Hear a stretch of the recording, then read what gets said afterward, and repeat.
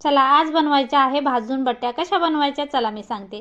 त्यासाठी काय करायचं, गव्हाचं पीठ घ्यायचं, गव्हाच्या पिठामध्ये रवा मिक्स करायचा, त्यामध्ये घालायचा खायचा सोडा आणि ओवा, थोडीशी हळदी पावडर घालायची, कडकडीत तेल घालायचं, जर तूप असेल तर तूप पण घालू शकता।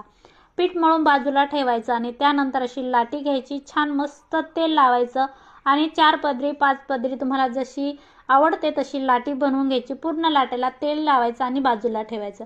त्यानंतर अशा गवऱ्या असतात सगळ्यांच्या घरीच खेडेगावामध्ये, गवऱ्या छान भट्टी केलेली आहे मी, भट्टीमध्ये छान मस्त आरावरती बट्ट्या भाजून घ्यायच्या, हाताला थोडे चटके बसतात, खायला पण एक नंबर लागते।